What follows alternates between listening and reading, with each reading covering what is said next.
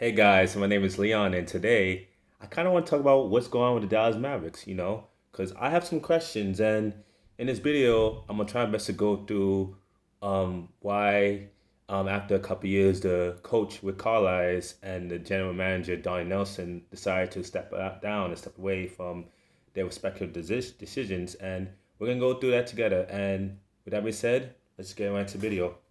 So, I just, look at my phone, do my thing, looking on social media. I see an hour ago Rick Carlisle decided to step down from being head coach of Dallas after 13 seasons, which, he had a good run. He was a coach of the Indiana Pacers, I think, before joining Dallas Mavericks and 2021, so 2021, 2019. So he's been the coach of there since 2009, I think, just after A.V. Johnson, which is, a pretty good run. He's a pretty solid coach. He got them a championship ring 2011. So, Dirk and Luca, they both respect him. And, he had some tough years, but it's not really his fault. The talent hasn't been as good as, as it was before. So, yeah, Rick Collins had a good one. Kind of surprised that he stepped down, though. Um, like I said, maybe it has something to do with what's going to go on in the front office because Donnie Nelson, who's been the GM for 24 years, also stepped down. And, reading the articles of why both of them stepped away from the positions, and especially Donnie Nelson, who's been part of the organization for 24 years, and he's the son of Hall of Fame coach Don Nelson, who's famous for the 2006 Warriors We Believe teams. Was it 2006? Probably 2008, whatever year it was. We Believe teams with Baron Davis and everything like that. And he's one of the innovators of the small ball lineups and everything. He'll play guys who are normally small forwards, power forwards at center. You know what I mean? So before Mike D'Antoni made it famous, Don Nelson was like one of the first people back in the days running small ball lineups out there. Anyways, another story for another video. Anyways, I feel like the reason why both Rick Carlisle and Don Nelson stepped down has to do with, you know, conflict and I guess opinions about certain stuff was going on in the Dallas Mavericks. They said that Luca's extension about to come up.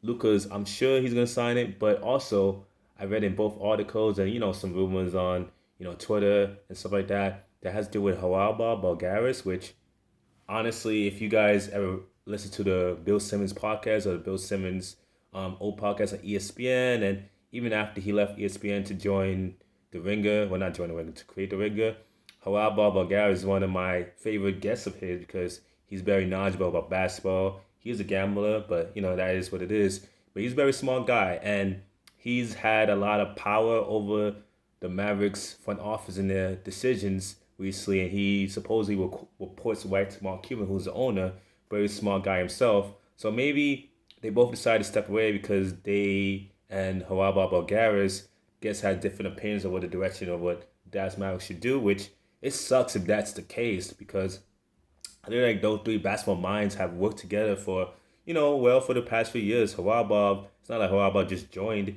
He was part of that organization for the last few years, which is why, he hasn't been able to come on Bill Simmons' podcast no more because obviously contractual agreements and whatnot. So he's a really smart guy. It sucks if that's the reason, but if that's is the reason why they both step away because they disagree with what he thought of, like Harabov, by the way, what he thought of the direction of where the team should go, then that would be an interesting thing to consider, especially if you are trying to join, if you're the next coach of the Dallas Mavericks, or if you become the general manager of the team. If Harabov did not want to become the general manager himself, and run the team himself, which he probably has a good, he probably has a say in who gets signed and how the rotations work and everything like that. But anyways, I think it's an interesting thing to look at if you are, a Dallas Mavericks fan, and if you're a fan of Luca. If Luca decides he doesn't like someone like Harabab on his team, I wouldn't be surprised if Luca decides to not sign an extension or he asks for a trade or whatnot.